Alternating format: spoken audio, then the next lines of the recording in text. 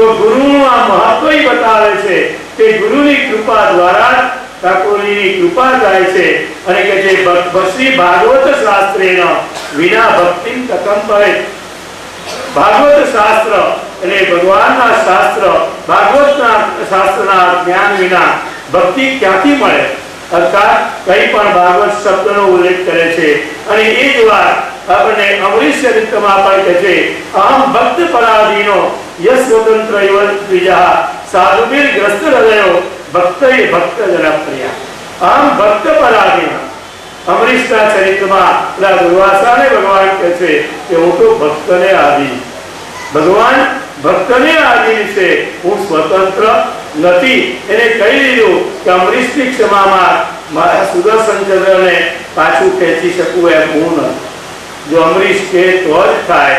તો આ રીતે એ ભાઈ આગળ એ જ વાત કરે છે અને અહીં જે સંસારની વાત કરી તો એ કે છે ક્યારે દૂર થાય? એ દૂર કરવી અશક્ય છે. દૈવી એસા ગુણમયી મમાયા દુરત્યા મામેવ એ પ્રપદ્યંતે માયા એકાંતરંતે.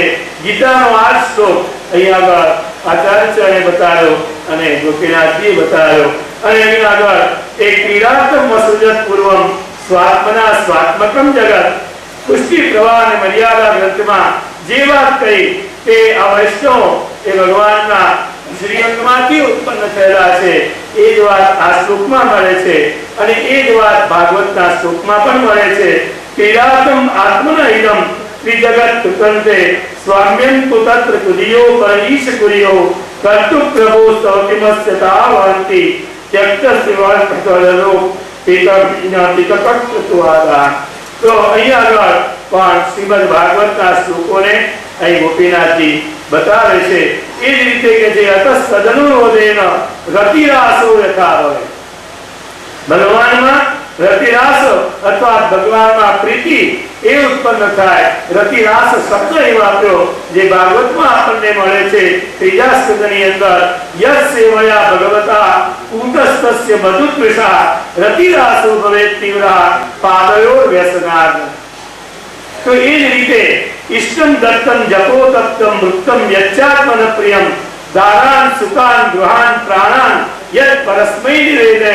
જે બ્રહ્મ સંબંધ મંત્રની અંદર આપણને વાત કરી એ શ્રીમદ ભાગવતમાં છે. એ જ વાત ગોપીનાથજી કહે છે અને એ ભાગવતના 11મા સ્કંદના ત્રીજા શ્લોકની અંદર આ જ બેઠો શ્લોક આપણને જોવા મળે. તો આ રીતે ભાગવતના શ્લોકો દ્વારા આપણને શ્રી ગોપીનાથજી આ બધી વાત આપણને સમજાવે છે. કેવી રીતે સેવા કરવી એનો આખો પ્રકાર બતાવે છે. ચિત્રની જેને સ્વરૂપ સેવા ન થાય, સ્વરૂપ સેવા પણ કયા કેટલું સ્વરૂપ રાખવું, એની પ્રતિષ્ઠા વગેરે કરવી કે ન કરવી, આ બધા જે સિદ્ધાંતો છે એ સિદ્ધાંતો પણ આપણને અહીં આગળ બતાવવામાં આવ્યા છે. અને એ રીતે અહીં આગળ કે તુલસી માળા ધારણ કરવી, તિલક વગેરે ધારણ કરવા આખો પ્રકાર બતાવે છે. રાગ ભોગ અને શૃંગાર એ ગોપીનાથજીના બતાવેલા છે. એને ગુસાઈજીએ વિસ્તાર્યા. એનો ઉલ્લેખ પણ અહીં આગળ મળે છે કે તતો નિરાજનમ કાર્યમ મંગલમ ગીત વાદ્ય કઈ. મંગલમ ગીત વાદ્ય કઈ. ગીત અને વાદ્ય કલાઓ, સંગીત, આ બધું જે કલાઓ ગોપીનાથ ગુસાઈજીએ બતાવી એમ માનીએ છે પણ એનો ઉલ્લેખ આપણને ગોપીનાથજીનામાં મળે છે. અને એ રીતે મારુર કુકુટાઈ અને જલક ક્રીડા પક્ષ તાંબુલા મોદરપણી ઠાકોરજીની સેવામાં શું કરવું એ સર્વ વાત બતાવે છે.